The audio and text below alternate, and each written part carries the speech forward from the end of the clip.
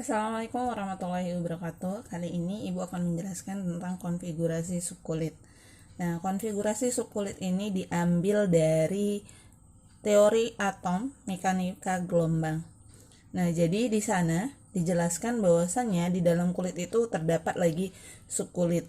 Nah, subkulit itu ada 4, dikenal dengan sebutan S, P, D, dan F. Nah, jadi di masing-masing subkulit ini terdapat orbital. Nah, kalau di S itu ada satu orbital. Nah, setiap masing-masing orbital dia hanya bisa dimasuki oleh 2 elektron. Karena S ini hanya terdapat satu, maka orbital yang ada di S itu adalah 2 elektron. Nah,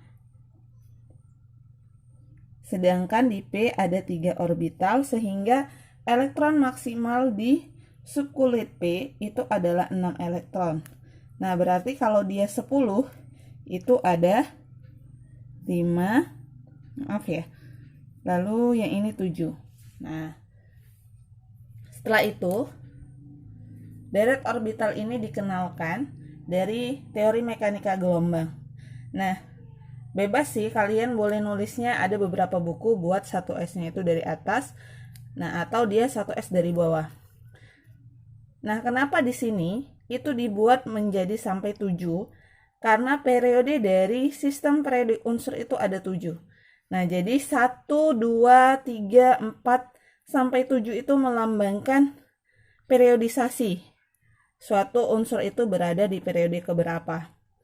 Nah, selanjutnya, walaupun dia misalnya ini ada 2S, ada 2P, atau di sini kulit ketiga itu punya orbit subkulit sampai D, tetapi belum tentu dia memiliki tingkat energi yang sama. Jadi P itu lebih tinggi tingkat energinya dari S, dan D itu lebih tinggi tingkat energinya dari P. Begitu juga F lebih tinggi daripada si D. Nah, dari konsep ini maka urutan deret orbital itu berdasarkan tingkat energi. Ingat ya, berdasarkan tingkat energi, bukan berdasarkan dari masing-masing subkulitnya. Jadi, deret orbitalnya didapat, mungkin kalian sudah mencatat semua, itu adalah 1S, 2S, 2P. Nah, untuk mudah menghafalnya itu, ketika kalian buat susunannya seperti ini, maka tinggal kalian berikan tanda panah ini ke bawah. Nah, jadi kalau kalian nulisnya itu 1S-nya di bawah, maka kebalik dia tanda panahnya ke atas. Maka susunan orbitalnya sampai unsur ke 118 itu adalah yang seperti Ibu susun ini. Nah, jadi selanjutnya, apa sih beda konfigurasi dari elektron kulit dengan elektron subkulit? Nah, jadi kalau di kulit, kemarin kita tidak bisa menentukan golongan atau periode secara detail. Nah, kalau periode bisa ya, tapi kalau golongan kita nggak tahu itu A atau B. Dia hanya menunjukkan itu golongan 3 atau golongan 5. Nah, untuk lebih akurat lagi kita harus menghafalnya atau kita lihat tabel periodik. Nah, kalau di sini itu enggak. Nah, pertama kita belajar konfigurasinya dulu, baru kita masuk ke dalam penentuan golongan dan periode. Nah, kalau natrium itu nomor atomnya 11, maka konfigurasinya itu, ingat ya, kita berpatokan pada deret yang ini. Nah, jadi kalian tinggal mengurutkan nih, kalau 11 berarti dia 1S2, 2S2, 2P6, 3S1. Angka-angka yang Ibu buat merah di sini itu menunjukkan jumlah elektronnya. Jadi, karena nomor atomnya itu 11, dia menunjukkan jumlah elektron. Maka di sini ada 2 pada subkulit S, maka berarti sudah 4. Lalu ditambah 6 pada subkulit P, maka 10. Nah, selanjutnya di kulit S, 3S itu ada 1. Nah, kita coba di CL. si Cl itu punya nomor atom 17.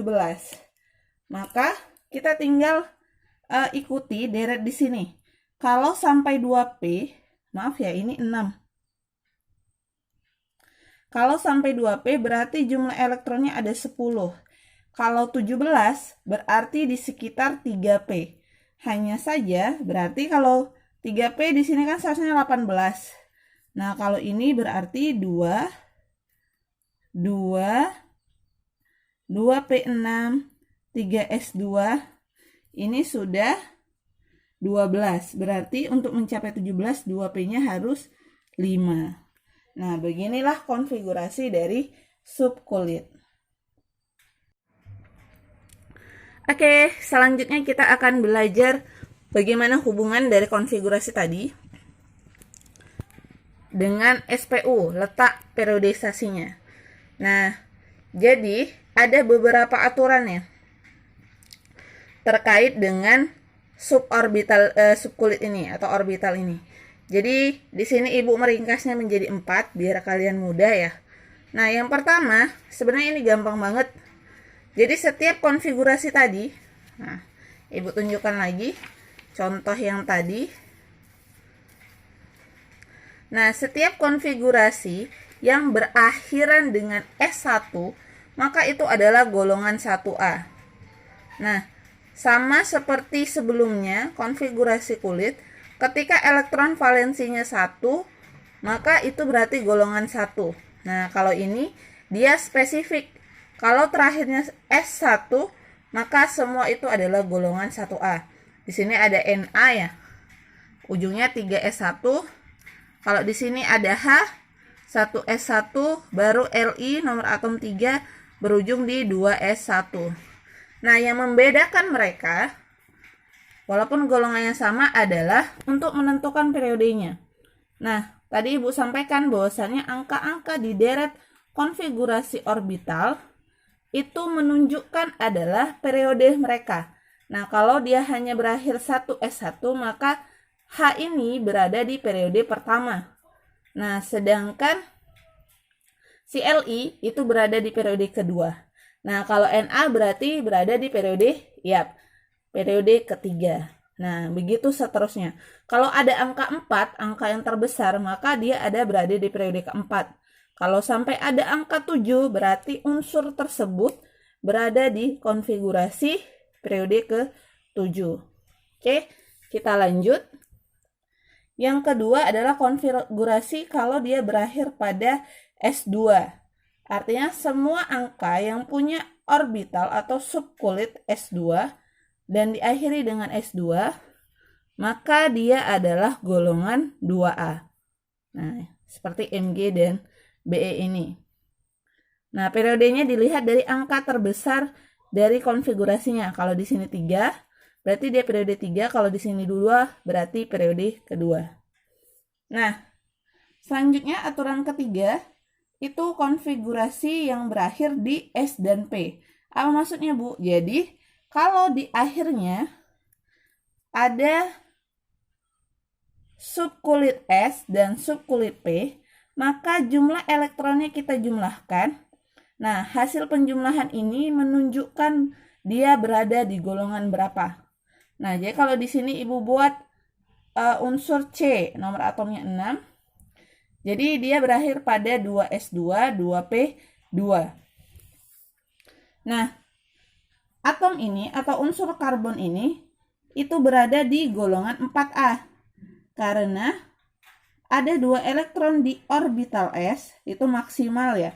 Lalu di P hanya ada 2, karena nomor atomnya 6. Nah, periodenya pada periode kedua. Begitu juga contoh selanjutnya. Mungkin kalian bisa menyimak ya sendiri.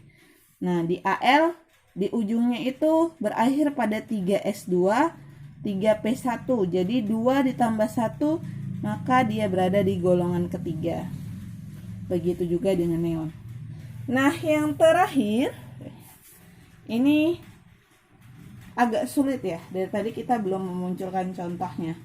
Nah, terakhir ini adalah periode kalau dia berakhir konfigurasinya di S ditambah D. Jadi prinsipnya itu sama dengan aturan ketiga. Kalau S ditambah P itu golongan A, kalau S ditambah D itu golongan B. Nah, tapi karena di golongan B, khususnya 8B itu ada 3 kolom. Nah, kalian bisa lihat di catatan kalian tentang tabel periodik. Nah, golongan B itu punya 3 kolom sehingga dia punya aturan khusus. S2, orbital S selalu dipenuhi dengan 2. Lalu kalau D-nya 6, maka dia golongan 8. Tapi kalau D-nya 7, kan dia sudah 9. Nah, maka dia juga golongan 8. Sampai dia D-nya terisi 8 elektron, dia masih golongan 8. Jadi ada 3.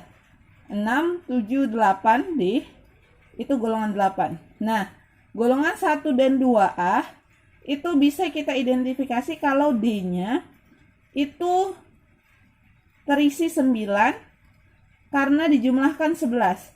Karena posisi dari periodik dari 1B itu di sebelah 8B. Jadi urutan di logam transisi itu mulai dari 3B sampai 8B baru seperti itu. Oke, untuk latihannya nanti akan Ibu berikan. Selamat belajar. Assalamualaikum warahmatullahi wabarakatuh.